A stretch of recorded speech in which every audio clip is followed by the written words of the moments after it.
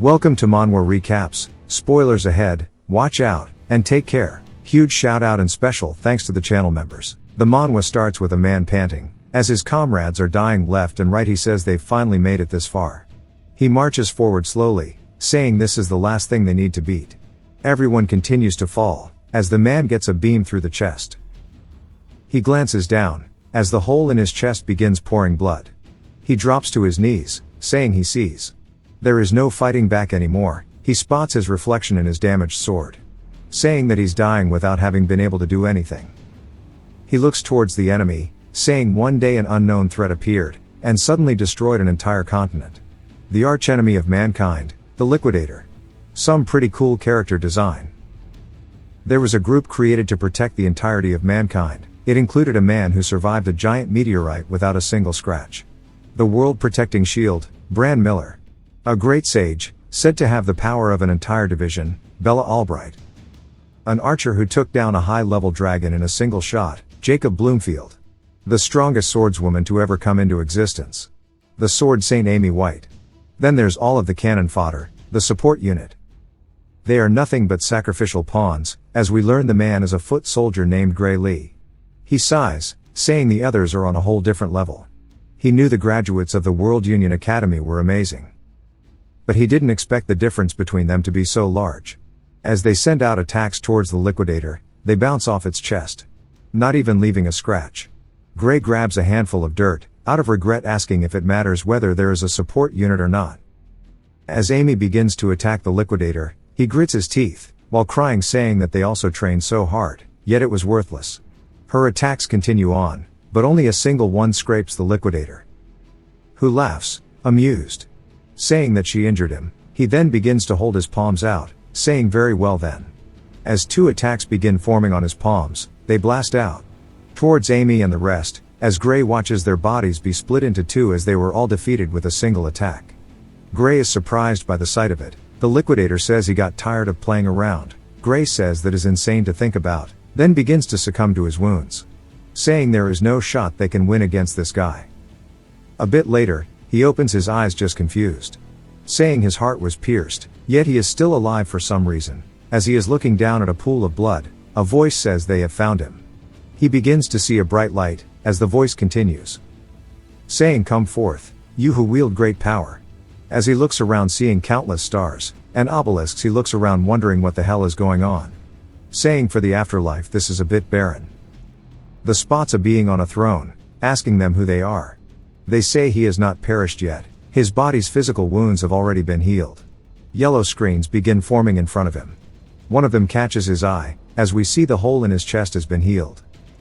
He asks if the being healed him. They say no. It was Gray's own power. Gray asks what it means, but it says that it cannot explain it to him. For even they are unable to analyze his power. But they can guarantee that his power is stronger than what the Liquidator possesses, given that he can control it properly. Gray asks if this means that they can actually win this. The being says they wouldn't have high hopes. But they believe the Liquidator needs to be defeated, which is why they must do this. The being pierces Gray's chest with its hand, then pulls it out, saying now he can go. A bright blue light forms from his chest. It turns into a magic circle behind him. The being says it shall lend its power to him. The light grows brighter and brighter. Back to the wastelands, they are fighting the Liquidator. He tightens the grip on his blade, and pulls it out as a reddish-black aura forms at the tip. The being says that this is his power, as its power cannot be seen with the naked eye. Gray says he sees, while starting to march forward. The Liquidator hears this, turning around. Gray slashes straight across its chest. Gray looks up at him, as the Liquidator says it didn't think there'd be a strong person remaining. Gray says that seems like it did some damage, and that gives him some hope as he charges in, saying it means his power is on par with the Liquidator's now, but the Liquidator tells him not to underestimate them. An attack cuts by, also separating Gray's legs from his torso. Shocked, he looks down. The Liquidator says it will commend him for forcing it to use all of its power. A giant black aura begins to emanate from behind it, followed by killing intent. The Liquidator turns after sensing it. As Gray has now been enveloped by a shadowy aura, he creates a massive sword out of it, holding it into the sky above his head. The Liquidator asks him what the hell he is, while putting up a magic barrier, saying this doesn't feel like the power of a human being. Gray lowers down, swinging forward, clashing into the liquidator's shield. Sparks begin flying out, but soon the liquidator is overpowered. As the attack passes through it, splitting the ground behind. Gray says that the "are you truly human" question is one that he would like to ask instead. Gray widens his stance, while the liquidator is just confused on how he's alive. Gray says he sure is strong, and for the first time the liquidator starts panting. Gray closes the gap, saying that he is about to trample all over it. He slashes downwards across its chest. It begins to bleed gold from its wound. The liquidator calls him a monster, then claps its hands together, before sprouting wings like an angel, floating into the air. Then the liquidator spreads its hands, revealing angelic gang signs. The moon begins to spawn in. The liquidator says time is up. Gray wonders why it suddenly became night, but chuckles, saying that it shouldn't change anything. He closes the gap with a slash towards the liquidator's neck. It is blocked by a barrier. Gray is surprised. The liquidator says that no attacks will be enough, as within this plane of true dusk nothing can harm it. So he should stop his useless resistance and take a look at the stars. Gray, as if he was hypnotized, looks up at them, watching as one of the stars get closer and closer towards him. The liquidator says they are so beautiful.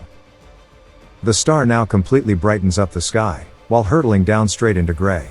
The explosion sends shockwaves across the barren land, as all that is left in front of the liquidator is but a crater from the fallen star. He says that he won't be able to revive if he is completely pulverized into dust. A blue surge of light starts swirling from the crater, as a blue magic circle appears, in front of the liquidator. The being from earlier says that is a great amount of power he has gathered. It should be more than enough to take him back. The liquidator recognizes the energy, saying that it's Kronos, who tells Gray that he will use all of his power to send him back into the past. The liquidator begins screaming at Kronos, calling him a bastard. Kronos apologizes to Gray, saying this is all he can do, while the time begins to unravel further and further back. Kronos says that he entrusts the fate of the world to him. Time for some academy drama, I hope. Gray opens his eyes, laying in the middle of a field. The wind brushes by, carrying leaves around. He sits up, wondering where he is.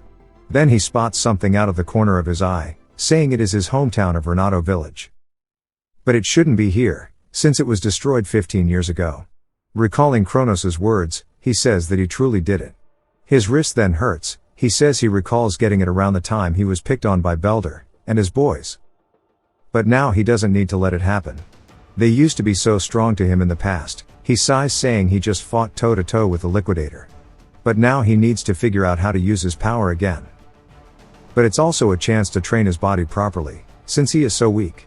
Sometime later in the woods, he looks annoyed, saying that he ended up running into them. Belder tells Gray he has been looking for him, and he sure did make him go through a lot of trouble. Gray looks a bit hesitant, since he is still really weak. Belder throws a sword to the ground, telling him to pick it up. Gray looks down at it, while he continues telling him he wants to have a mock battle. Gray says that he hasn't fully healed yet, so he won't partake until it is healed. Belder tells him not to worry, as the blade is blunt. Gray says that it's still a lump of iron at the end of the day, so if he hits him in the wrong place. But Belder starts tweaking, telling him to shut up. Belder tells him that he doesn't have the right to say no. If he doesn't want to use a sword, he can just not use a weapon. He charges in. Gray is surprised, saying that this is a mock battle, wondering why he is rushing at him. Gray says the reason he is nervous is because in the future he learned that this injury to his wrist got worse, and it stopped his swordsmanship from improving. So this is where his life as fodder truly began. He dodges to the side of the first swing, surprising even himself. Belder goes for a follow-up, while Gray is just surprised, wondering if his attacks were always this slow. Belder tries going for his legs, but gets backpedaled. Then immediately for his head, but it's also avoided. Belder, frustrated, asks why he can't hit him. As Gray leans in towards the blade, avoiding it with minimum movements. He says that it's not Belder who is slow. It's just that he has gotten faster, while closing the distance, dodging forward. Belder's boys are confused, wondering where this came from. Gray says he may not have his old body, but that he still has the memories of the battles he fought. He grabs the blade, as Belder swings down at his head. Gray deflects the attack with his own swing. It's enough to hurt Belder's shoulder, which Gray notices, asking if it's okay for him to fight such an amateur. But remembers he isn't someone who deserves his pity. It's because of this piece of shit that his life was so miserable. That being said, it won't happen this time. He swings again, hitting Belder's sword out of his hands. Belder looks panicked, Gray still just in disbelief he is such an amateur. Gray says he can tell he's not been trained on how to take hits, but that's something he's got a lot of experience in, thanks to these assholes. He tightens the grip on his sword, putting it overhand. He says that since the blade is blunt, he can beat the hell out of him without care. He swings across Belder's chest, but it actually cuts into his shoulder, surprising him. As his blood flies out, he begins screaming. Gray says he thought the blade was meant to be blunt. He rubs the side, showing that it is. Saying if it was sharp he'd have killed him. He glares back, whacking Belder straight in the nose this time, causing his teeth to fly out as well, saying it being blunt is good. He looms over Belder, asking why he is screaming so much. Reminding him he was the one who said it was safe to use. He begins smiling with some evil intent. Belder yells at his boys, asking what the hell they are doing just standing there, and to go beat his ass. They look scared, saying they don't want the smoke. They begin to surround him. Gray asks if they want to go around with him too. Belder yells, telling them to jump his shit already. Gray says he was going to overlook this, but they all get off screamed as we hear them getting beat. A bit later, they are all on their knees repenting. Gray says he used to be so scared of these guys. Gray says he thought they were students of the Sarya dojo. Belder says kinda, but one of his boys say they felt like they didn't need to go because they were strong. Gray says in that case he shouldn't expect much from the dojo itself, but it might be useful. He tells them to introduce him to the dojo, since he knows it's only by referral. Belder asks if he can get someone else to do it, because he doesn't want to tell his master he lost. Gray swings right in front of his face, asking if they want to continue doing what they were. Belder quickly runs off, saying he'll do it. Bro folded instantly. Back to the village now. Belder is curious as to why Gray wants to go to the dojo. He says that he knows it has a recommendation slot for the academy. Belder says probably. Gray says that's his answer. One of the other dudes says he's strong enough without going to the academy. Gray says that it would be nice if this was enough. Even the world's strongest lineup got bodied, even when he used that power from before. He doesn't know how strong he needs to be for it. But he has an inkling of an idea. It was brief, but during that moment he felt how to control it. What he focused on during that moment was the swordsmanship taught to him by Amy. He says if only he spent more time training in swordsmanship, as hard as she did, then maybe the outcome would have been different. Kronos must have sent him back for a purpose other than plot armor. At the dojo, a woman is asking if they really picked on a civilian with what they learned from her, and they all got their asses rocked instead. She clicks her tongue while looking down at them. As we are introduced to Sarya. Belder says they weren't trying to pick on him, it was a mock battle. Sarya hits him, sending him flying backwards. The other boys look terrified. She asks why they are making excuses, as she knows he was just trying to bully him. But in that case, her hitting him just now is a mock battle too. She points the blade at his eye, telling him to leave and never return. But that includes all of them. None should refer to themselves as members of this dojo any longer. They say yes ma'am, and leave the dojo. Sarya turns around, apologizing to Gray by getting on her knees. She says that her former students have caused him a lot of trouble.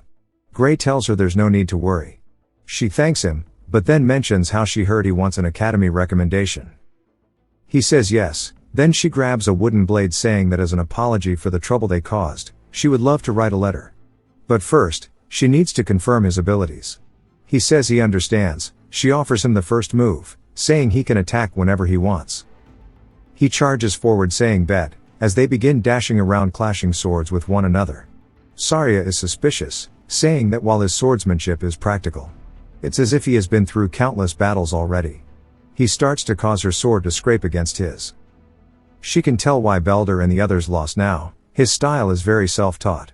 But there's hints of academy swordsmanship in there. She wonders if someone taught him, but it's rough.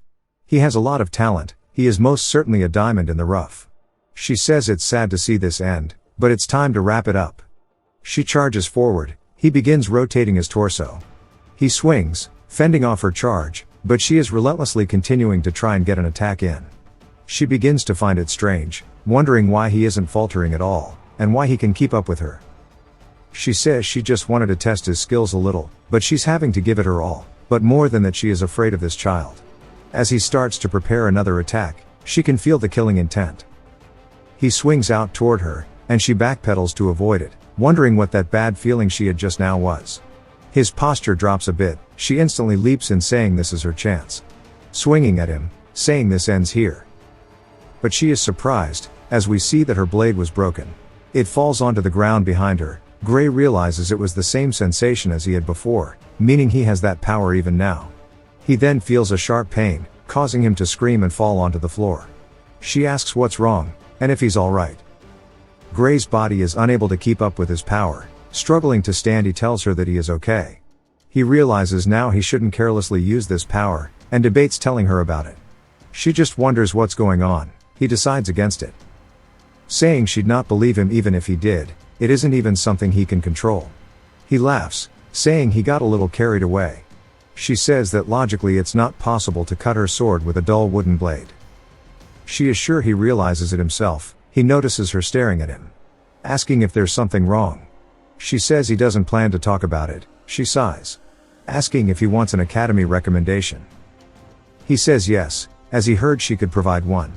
She says that she can do that, granting him access to the Royal Academy of Swordsmanship, but she cannot recommend he go there, as it is a place he isn't suited for. He misunderstands her, saying he knew he wasn't strong enough, as all he could do was push back once. She says instead, he should go to the World Union Academy, rather than just settle for the kingdom's finest. He should settle only for the world's finest. This catches him off guard, as this is where all of the original heroes came from. He asks if he'd even be accepted there. She says that it's impossible as he stands right now. His body isn't fit enough to be a swordsman. If it's the Royal Academy he could fake it with his skills, but it won't pass in the World Union. Asking how he could get such skills with a weak body. He says it makes sense. Everyone in that academy is a genuine monster. He starts to look defeated. Saria asks why he's giving up, as there are 9 months until the entrance exam. He says that isn't a lot. She agrees, saying it might not be, but she'd like for him to trust her over the next 9 months, wondering if he's ready to suffer. He says that he low-key doesn't want to, but he will definitely accept her offer, asking that she take care of him for the next 9 months. She laughs, saying it's a great answer. Then she begins laughing, saying if that's the case, it's time for him to experience hell. As we get a little montage sequence of him training, pigging out, being poisoned, training his swordsmanship with her, and finally after 8 whole months, his body has been refined. She comments on how he's gotten more muscular, and says she has nothing else to teach him. He says there is still a month until the exam. She says that it would be best for him to get going early. She then pulls out a bag of money, enough for a month's stay. He says that he's worried it's too early still, saying it's as if she's trying to chase him out of the village. She laughs, saying he is overthinking it. Then he comments on an ogre's nest being found nearby. She looks surprised. He says their village also had hardly any guards. She says that is indeed the case, but it has nothing to do with them, as help would come from the capital, so they have nothing to do. So he should just worry about his exam. He can tell she is lying. Nobody will help the village. Right before it's destroyed, she will end up losing her life, as she went to kill the ogre alone and died. He tells her he understands, then thanks her, saying that he will be going now. She starts to look relieved, saying she hopes he passes the exam. Later that night, in the woods we see bloodied skeletons, hanging from trees.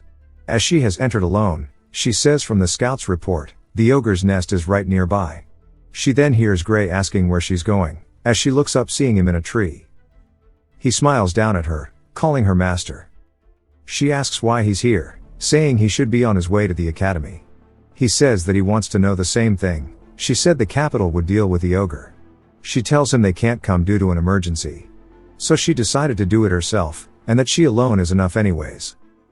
As she knows of its strength from the report, it's an elite ogre and the nest holds 40 to 50 monsters total. The minions might be a bit tricky, but should be fine. Gray says that an elite isn't that strong on its own, but the ogre's real strength lies in its intelligence and leadership. Considering the risk of getting surrounded, it's suicide to fight alone. But he knows for certain, if she goes alone she is guaranteed dead, leading to the village's destruction, as he's seen it with his own eyes. He asks she take him with. She shakes her head no, saying she alone is enough. He tells her he doesn't want to miss the chance to get real experience, or if she thinks he'll get in her way. She says that he knows himself that he wouldn't, as she can't even win mock battles against him anymore. But they don't know what would happen in a real fight, especially in a monster's nest, so it is best to wait until he has more experience in real fights. He says if she insists on going alone, he has an idea. She asks what, he says he will fight her. Knock her out cold, then deal with the ogre by himself. He glares at her, while pointing his blade at her head. She sits there for a moment thinking, then smiles saying she gives up. But wants him to promise no matter what happens, to come back alive. He says that's what he plans to do, he says she better do the same. That night, right outside of the nest, they see there's no way for the monsters to leave, but from the front. Gray says it means they probably have countermeasures to stop people from fleeing too, since they have intelligence. She says that she knows, she doesn't see the boss anywhere though, saying it is probably in its tent. So they can thin the numbers down before it comes out. She tells him to take out any enemies he can see one by one from the side. As she'll go from the other one, and they can pinch her in the middle. He agrees to the plan. Then she says go as they both charge forward. One of the monsters turn, only to see her right in its face. She with one strike sends its thoughts flying through the air. One of the monsters look down, to see his friend's head, it begins screaming, alerting the rest. Who realize they are now under attack. Gray's turn as he runs in, cutting through them. Saria is also pushing her way forward, as they each mowing down their side's numbers. Until it falls silent, they start to regroup with one another. She says that was good, asking if it's really his first time. He tells her to lock the hell back in. But he finds it weird, as they are way too weak. And if they are this weak, she could deal with them alone. Unless the boss inside of the tent, is much stronger than originally thought. As its eyes begin glaring at him. A chill runs down his spine, he tells her they need to get the hell out of here now. She asks what's wrong, he yells telling her to start running now, she says alright. As they start hauling cheeks. In the air over Gray, a monster is soaring in. He realizes it too, as it lands right in front of them, blocking their path. She starts to laugh nervously, as the elite ogre has made its way to them. She says it sure was kind of the boss. But he tells her that is not the boss. As they begin roaring, we see it far behind another horde, causing them all to start going crazy. She asks what the hell that is, he says it's something far stronger than the elite ogre, it is an ogre general. This is the real boss of the nest. As we get a close look at it. She says they cannot handle this thing alone, panicked as she looks around. She runs at the elite, saying they can kill it then run. As she starts to fight it. She looks for an opening, then slices towards its chest. The monster begins bleeding, and she says she got it. But is surprised, as the wound begins to instantly heal. Gray says it's no use, the general's roar boosts their strength and recovery. She says it makes sense why it feels so strong. Gray swings cutting one of the normal ones open, and says he will leave his back to her. She doesn't need to defeat it, he just needs some time. She asks what he's planning, he says there's only one choice. He has to take down the boss so they can escape. But for now he needs to make his way through the group, he says it's annoying they are trying to flank him. As he starts to fight one of them back. It roars, rearing back. He says he has to focus on wiping those in front of him out. He swings, but he shatters his own blade. Surprised it broke so easily, he dodges the next strike. Drawing his spear, he says that it's only a matter of time before this one breaks too. Saria comes in clutch, throwing her spear towards him. He thanks her, saying now he has 2 swords, but it's not enough to wipe out the enemies, but if it's just for the general and what's in between. It's good enough, as he charges in a straight line towards it. Narrowly dodging an attack, which cuts his cheek. He then is forced to block, realizing he is getting cornered. He pushes back, getting room once more. The general's eyes begin to light up, as it begins screaming. Gray is surprised, as the monsters are all being buffed up now. Gray is back to the defensive, saying it saw through his plan. It continues screaming, keeping them buffed up, while blocking one of the swings. It causes him to lose his footing a bit, but he uses the chance to get low running forward. He starts avoiding a fight, but in the process is getting cut by the enemies. As he continues dodging attacks, he says he doesn't have time to deal with all of them. He gets tackled from the side, and they start holding him. While one of them raises its axe high into the air, it swings down, barely slicing Gray's head, but cuts the other ogre down the middle. He says they are willing to sacrifice themselves to deal with him. He looks up as a shadow looms over, one of them rears its fist back. Swinging forward, he puts his sword up. But it cracks, sending him flying backwards. Beginning to spit up blood now, his body is giving out too. Gray is now down to his last blade. He says taking on the general and all of the monsters with just one sword can't happen. Because of his experience before his regression, he understands the fact that he cannot win here. He tightens his grip, saying if that's the case, then at least Saria should flee, while they are focused on him. She laughs, saying she cannot do that. He asks if she is planning to die for nothing, as he can run away after. She says that isn't it.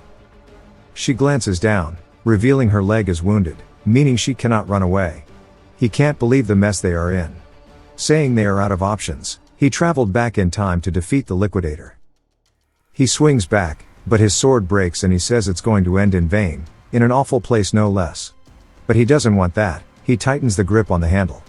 He says if he can use the power from before, if he can tap into it, it will even all of these enemies would be worthless.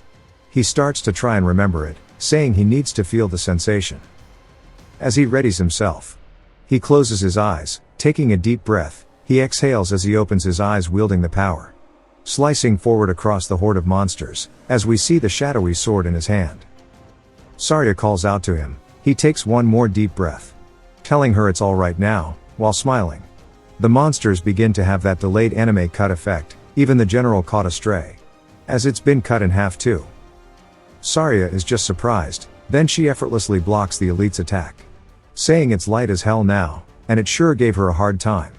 She easily defeats it now, saying that without the general it's nothing. Gray says they somehow managed to survive, while gassed out. He then apologizes for breaking her sword. She says she doesn't mind, as he saved her life. That aside, she wants to know about the attack just now. But he starts to fall over, landing straight onto the ground. She starts screaming his name. The next time he opens his eyes, he wonders where he is, as he is in an unknown area. Spotting a door with chains on it, his familiar red aura starts to appear in front of him, as if pulling him toward the door. He realizes it must be the source of his power, saying that if he opens it, maybe he will have more access to it. He looks hesitant, as he slowly walks forward. He feels an overwhelming presence of death and fear envelop him. He distances himself from the door as his heart begins racing. He says he isn't sure why, but he knows for sure that if he opens the door as he is now, he will most certainly die. A voice tells him that was a wise move. He jolts awake from it, in a cold sweat, laying in bed panting. Saria calls out to him, glad he is awake. He asks where they are. She tells him the village infirmary. He has been out for 5 days. She was worried he'd never wake up again. He says he pushed himself too hard, and that was his body's tax. She says that's not the right words to describe what he did, then wonders if he can move properly. He says they'll see, then notices right away he cannot gather strength in his right arm. Unsure if he could hold a sword right now, moreover he has a weird bruise on it too. She asks if it isn't moving well. Since she didn't comment on the mark, he takes it as her not being able to see it. He tells her he can't put strength into it. She says it won't heal anytime soon. And the bones in his arm were in pieces. He asks if she's sure. Since it doesn't hurt at all, she says it was treated with a magic potion. He starts tweaking, saying that it is hella expensive. She says he shouldn't worry, the village chief gave it to them. Gray is surprised he gave it to someone like him. She asks what he is saying, as he is the hero of the village. He is confused now, and a man bursts in calling for him. Gray thanks the village chief for the potion. Chief says he should be thanking him. If it's an ogre general, the entire village could have jumped it and still lost. If they didn't take care of it, they'd have all died, and the potion would have gone to waste. So he might as well use it. Because without them, nothing would be here after all. Gray says he is exaggerating. The chief says he knows damn well he isn't. Gray says he's right. In his past life, it was all destroyed by them. The chief says that if he still fails to realize the importance of what he did, he will explain it in more detail. He then brings up the entrance exam to the World Union Academy. Gray seems surprised, saying that he forgot about all of that, and now he only has 2 days left. It's also a 3-day walk to the academy from here. He could get there in a day with a horse, but he ain't got that kind of cheddar. He apologizes, asking the chief to borrow a horse. He says he knew he'd ask, so he got the best horse for him. He can get there in no time with her. Saria says if he didn't wake up today, they were gonna carry him in his sleep. He opens the door, a bit blinded by the light, only to see the entire village sending him off, wishing him luck on his exams, saying that he better pass, and they are grateful he saved them. One of them then approaches him, saying he wants him to have this. Gray asks what it is, and he tells him the whole village chipped in, as they heard it costs a lot to apply. Gray is surprised by this, as it's an experience that was impossible before. He then thanks them all, very warmly. He says coming back if he fails is gonna be awkward as hell. Saria tells him not to worry, as not a single applicant could defeat an ogre general. He says his arm is still screwed up. She tells him that his left works just fine. He says that is the case, but it isn't his right. She says that it should be more than enough. As he doesn't need to use that power either, he tells her the exam might not be so relaxed, that he can pass with one arm. She says it's fine, they won't just blindly overlook his ability. And she guarantees that he will pass the exam. He thanks her, saying he can't fail if she puts it like that. He looks back smiling, saying it didn't exist in his previous life, but here it is. Existing in the moment. It is no longer the same as his old world, and the future can be changed. With this power, he will make it happen. He tells them all he's off now. At the academy now, he thanks Horsey for taking him here. He looks ahead confidently, saying that is one hell of a sight. As he is about to actually enter the World Union Academy. If you've watched till the end, comment, Aliens Rock, to let me know. Subscribe for more videos like this, leave a like or a comment to help the channel out. Thanks for watching.